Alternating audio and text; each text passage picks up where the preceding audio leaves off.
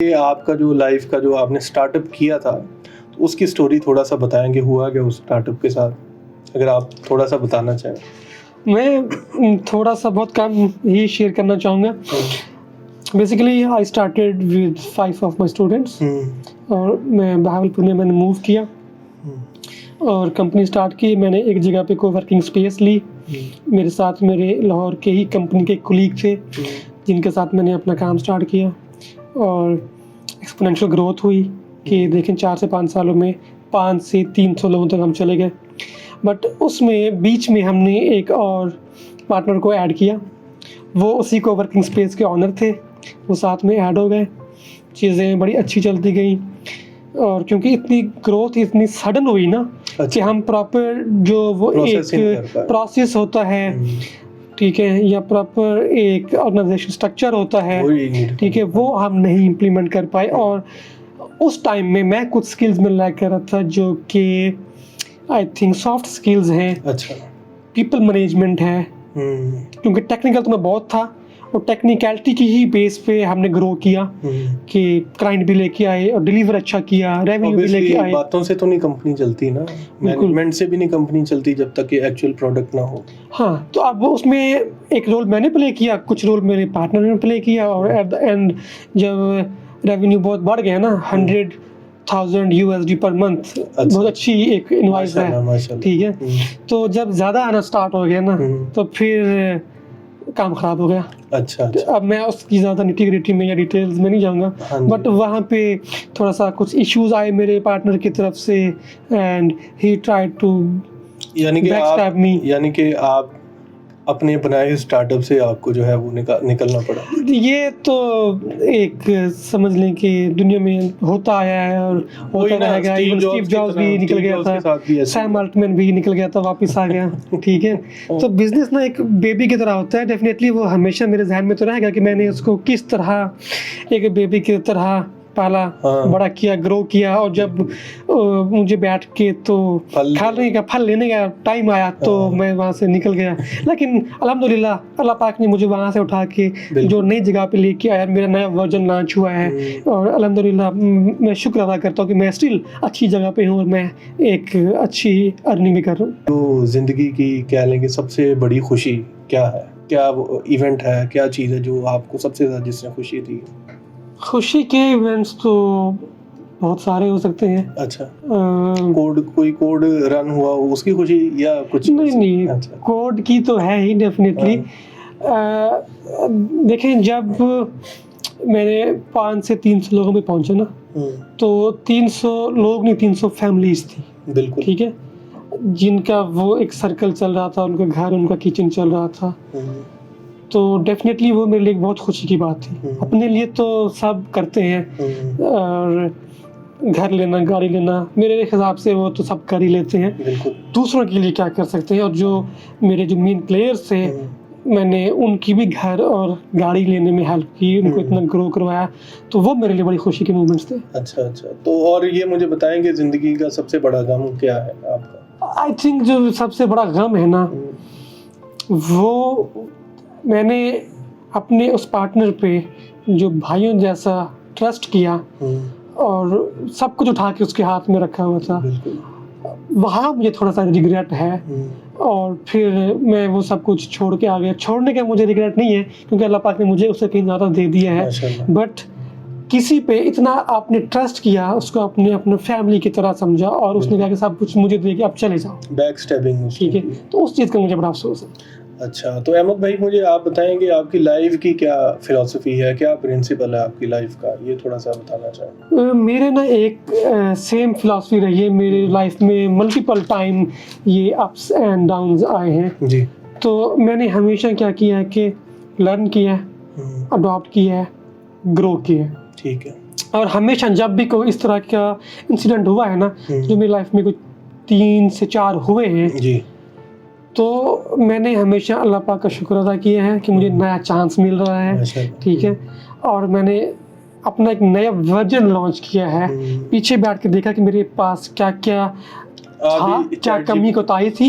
AI की तरह आप भी अपडेट होते जा रहे हैं साथ साथ। नहीं, वो अपडेट तो आपको होना पड़ता है, वरना या तो आप पीछे बैठ के देखते रहे रोते रहे, या आप पीछे वाला सब कुछ भुला के उससे कुछ सबक सीख के आगे चले और वो चीज़ दोबारा रिपीट ना होने दें। बिल्कुल ऐसे, यानी कि आप अब किसी पे लाइफ पे ज़्यादा ट्रस्ट नहीं करेंगे? बहुत कम, किसी पे नहीं करते ट्रस्ट? बहुत कम लोगों पे करते? बहुत कम लोगों पे। अच्छा, मेरे पे करते? इवन कि मेरा कोई अब इतना सोशल नेटवर्क भी नहीं है। मेरे पे नहीं करते ट्रस्ट?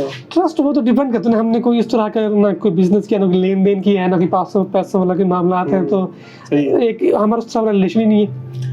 यही ऑब्वियसली कोई कंपनी बनाएगी तो हम मिलके कोई कंपनी बनाएंगे, स्टार्टअप करेंगे, तो फिर पता चलेगा कि क्या रिलेशनशिप है। अभी तो बड़ा अच्छा रिलेशनशिप। तो आप ये न्यू कमर्स को क्या मैसेज देना चाहेंगे, जो बच्चे जो हैं एआई को परस्यू करना चाह रहे हैं? उनको टेक्निकल साइड पे जाना चाहिए या फंक्शनल साइड पे जाना चाहिए? एआई के टूल्स यूज़ करने चाहिए या एआई डेवलप करने चाहिए? लेकिन जो एआई के टूल्स को यूज़ करना है ना जी, वो मैं कहूँगा कि वो हर बंदे को करने चाहिए, वो हर एक आम बंदे को करने चाहिए, but that's not for developers और प्रोग्रामर्स के। अगर आपने अपना फ्यूचर बनाना है तो फ्यूचर के लिए आप टूल्स को नहीं यूज़ करेंगे, आपको टेक्निकल साइड पे जाना पड़ेगा। बिल्कुल। अपना अगेन मैथ स्ट्रॉन्ग करना है और अपनी ट्रेनिंग एआई में, मशीन लर्निंग में लेनी है। उसके लिए मैं कुछ बुक्स कुछ बता सकता हूँ। अच्छा। सबसे पहले तो कुछ न्यूज़ लेटर्स हैं जिसमें सुपर ह्यूमन है, रनवे एमएल है, अल्फा सिग्नल है, बिट्स एंड बाइट्स है, बहुत सारे और भी हैं। न्यूज़ लेटर को सब्सक्राइब कर लें, एआई से, उसकी अपडेट से, इनोवेशन से अप टू डेट रहें, ताकि साथ के साथ उसको अडॉप्ट कर सकें। ये हर बंदे के लिए है, ठीक है। अच्छा। उसके बाद कोर्सेज जो है ना यूट्यूब के ऊपर, आंड्रे कापाथिका है, फेफे ली है, वो आंड्रे के भी टीचर हैं, ठीक है। तो उसके अलावा एंड्रू एनजी है, ये कोई बड़े नाम है एआई मशीन लर्निंग के अंदर। ये ऐसे नाम है कि मार्केट में निकले ना, एक आवाज़ के ऊपर $1 बिलियन की फंडिंग उठा सकते हैं, और इनके कोर्सेज पड़े हुए हैं यूट्यूब के ऊपर, फ्री हैं जी। और अगर वो कोर्सेज ले लें, लर्न कर लें और अपनी फाउंडेशन बिल्ड कर लें, देन डेफिनेटली वो टेक्निकल साइड पे जा सकते हैं। अगर टेक्निकल साइड पे नहीं जाना, हर वो बंदा जो आज फुल स्टैक डेवलपर है, जो बैकएंड में काम कर रहा है, फ्रंट एंड में काम कर रहा है, एटलीस्ट उसको भी ये देखना चाहिए कि हगिंग फेस के ऊपर या गिटहब के ऊपर ओपन सोर्स मॉडल्स अवेलेबल हैं, रिपोज अवेलेबल हैं, और इवन के फ्री के जीपीयूज भी गूगल कोलैब के ऊपर अवेलेबल हैं। हर वो चीज़ अवेलेबल है जिनको फ्री के जीपीयूज मिल सकते हैं। लर्निंग के लिए आपको मिल सकते हैं। 4090 चाहिए मुझे लर्निंग के लिए, मुझे आपको A100 भी मिल जाएगा माशाल्लाह। ठीक है, ठीक है, गूगल क्लैब पे अवेलेबल है। अच्छा। लिमिटेड टाइम के लिए मिलेगा, लेकिन वो शेयर होता है, आपको मिल जाएगा, और आप उसके ऊपर अपने कोई भी एमएल के मॉडल डेवलप करना चाहिए, ट्रेन करना चाहिए। रिमोटली मिल सकता है जीपीयू? हाँ, वो सर्वर वाला है ना। अच्छा, मुझे लगा कि नहीं, 4090 अब वो 6 लाख रुपए का जीपीयू, वो तो आपको किसी ने नहीं देता है, वो बड़ा जरूरी है, वो मैंने बड़ा। बट अगर आपको वर्चुअली भी वो चीज़ मिल रही है जिसपे आप अपने मॉडल को डिप्लॉय कर सकते हैं, इन्फ्लुएंस कर सकते हैं, ट्रेनिंग या फाइन ट्यूनिंग कर सकते हैं, क्योंकि ये स्किल्स भी लैक कर रही है ना, तो एटलीस्ट जो डेवलपर इस फील्ड में हैं, जो बैकएंड फ्रंट एंड पे काम कर रहे हैं, मोस्टली जो बैकएंड वाले हैं, वो तो इन मॉडल्स को होस्ट करके, डिप्लॉय करके, इनकी एपीआईज बना के, तो वो अपनी ऐप्स में इंटीग्रेशन कर सकते हैं, और ये करनी चाहिए।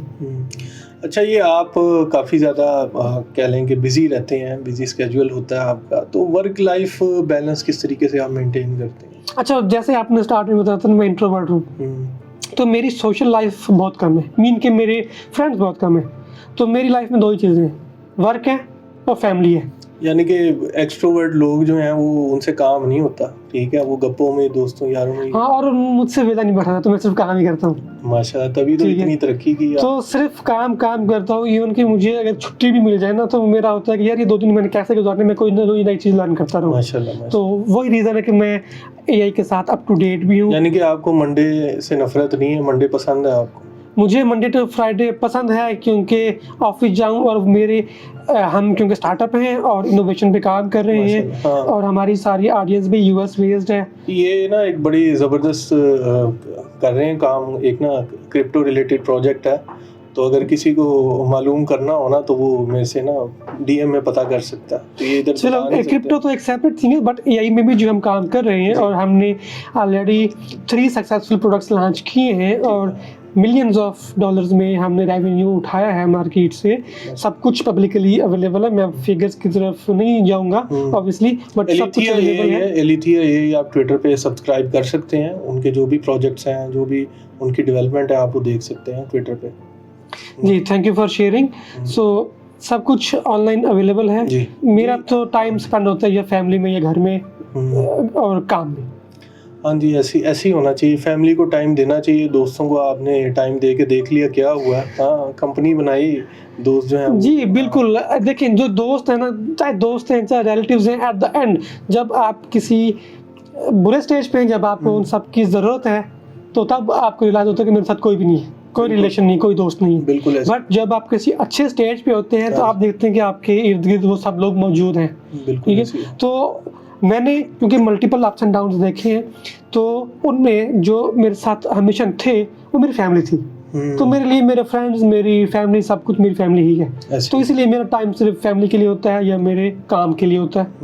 ये अच्छा, आपने अच्छा किया। ठीक है, वो दोस्तों वाला जो एलिमेंट है ना वही रिमूव कर दिया। कोई चंद दोस्त हैं जो कि आपसे मिल सकते हैं, बातचीत कर सकते हैं, बाकी फैमिली टाइम नहीं। हाँ, बाकी एआई एजेंट्स अवेलेबल हैं, मैं जब भी उनको रीच करना चाहूँ मैं उनसे बात करता हूँ, उनसे मशवरा ले सकता हूँ। उनको मुझे कोई बेनिफिट नहीं होता तो मुझे फेयर मशवरा भी देते हैं। अच्छा, माशाल्लाह, आपको फेयर मशवरा भी देते हैं, यानी कि फ्यूचर में लोगों के दोस्त भी अभी एआई एजेंट हुआ करेंगे। डेफिनेटली। हाँ, यानी कि लोगों के वर्चुअल फ्रेंड्स हुआ करेंगे। और ये देखें, अमेज़ॉन में ना वर्चुअल असिस्टेंट एक अच्छी नीश थी, बच्चों ने बड़ी इस पे मेहनत की है। तो इस तरह की जो जॉब्स हैं वो फ्यूचर में वर्चुअल असिस्टेंट वगैरह ख़त्म है, एआई ही सब मेरे ख्याल से ले जाएंगे उनकी जॉब्स।